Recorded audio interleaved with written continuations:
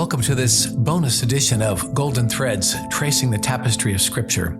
I'm joined again by Scott and Lauren, and we're considering, do you ever experience a conflict between what you think you know of science and what you think you know of Scripture? Are creation and evolution compatible or at odds with each other? Join us today then as we think through some of these questions related to our study. How many of us have suffered the shock of childhood faith encountering evolution? A simple belief in creation suddenly smacks up against a theory that all things can be explained by evolutionary development. We become suddenly ashamed of our faith in God's intentional creation, for this theory seems to account for human life merely through the gradual change and development of species via a series of random mutations worked out through the survival of the fittest over billions of years. It can seem that no superintending by God or any God was even needed. This all just happened. The belief in creation can suddenly seem to us childish and unnecessary. Suddenly it can seem that science opposes Scripture, as if one has to choose creation or evolution, faith or reason. But what if this is a false dichotomy? It's an unnecessary contradiction. What if a 6-day creation a few thousand years ago or unguided development over billions of years are not the only options? So let's take a moment to consider the crucial difference between physics and metaphysics. In its most basic, broadest definition, physics explores the mechanics of what exists. It explains the properties and phenomena of how things are in the cosmos. As such, physics considers the question of how and what. How does gravity behave? What causes the Earth to spin? Meta is a Greek preposition that means above. In this sense, metaphysics means doing physics from above. In other words, it entails asking the why questions about what we observe. Why is there something and not nothing? Why did these forces that keep the Earth spinning come into being? Metaphysics considers questions of meaning. So, when we talk about the hard sciences, we are not talking about metaphysics. Chemistry, biology, and the specific physics of matter and energy do not address questions of meaning or purpose.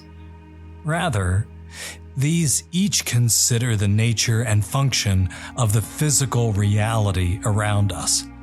That's science. It has many strengths, but also profound limits. Well, when we talk about philosophy and theology, then we're thinking about metaphysics. All the why questions and the meaning statements come to bear. Theology may employ the beautiful insights of science about the what of this complex universe. After all, noticing creation should lead us to doxology. That is, it should lead us to praising God. Theology's focus is on the purpose and goal of the creation being observed.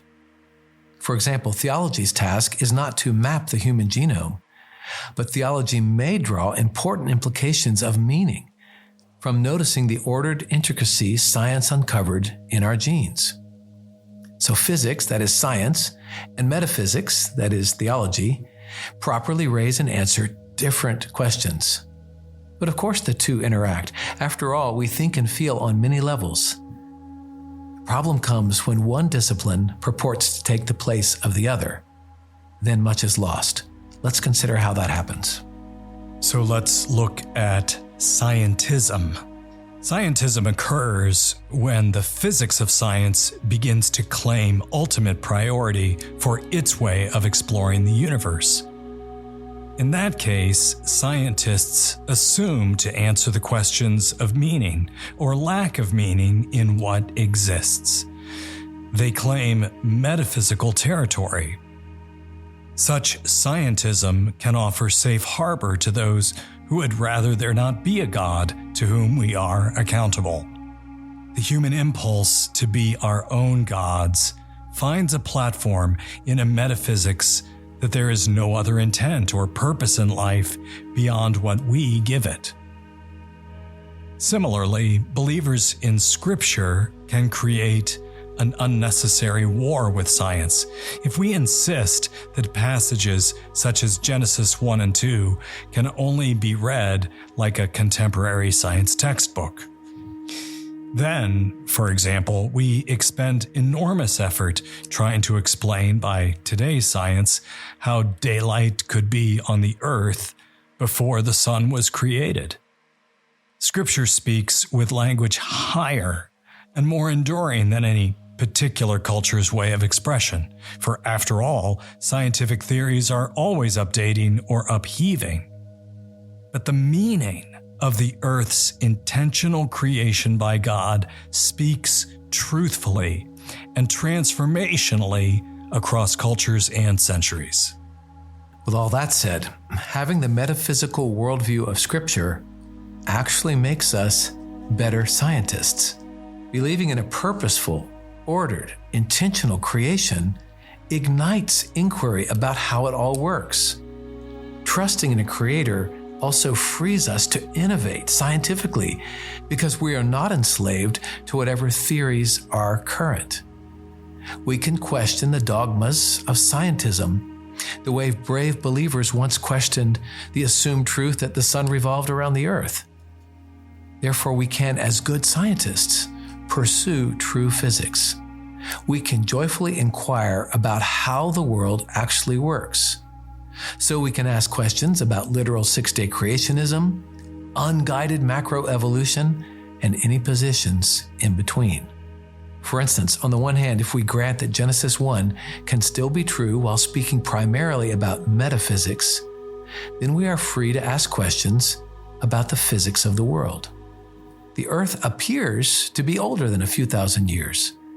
Light comes from stars millions of light years away. The continents appear to have once been connected but are now separated.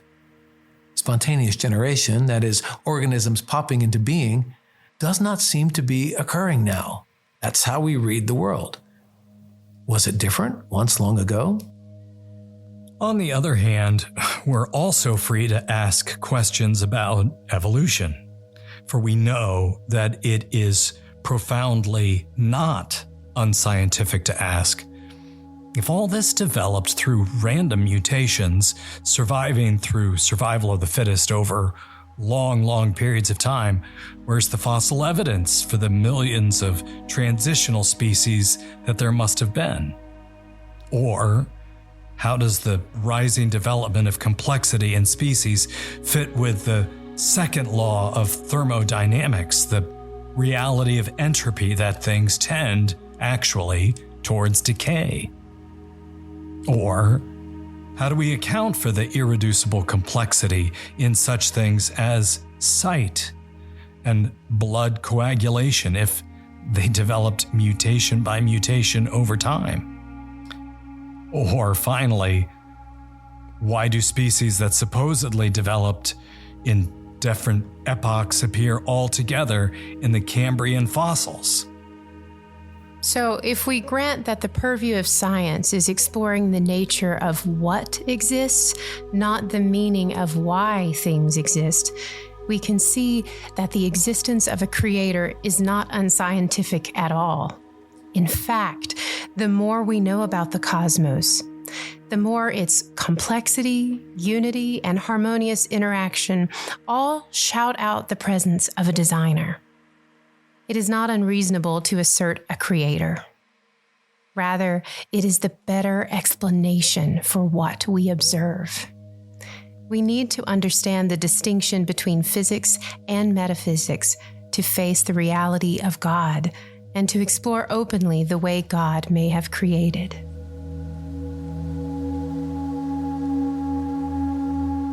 Isn't it fun to think about these things?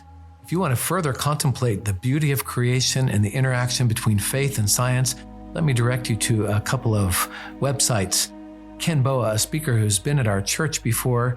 He has an app called the Museum of Creative Beauty, or you can find out more by looking at kenboa, KENBOA.org.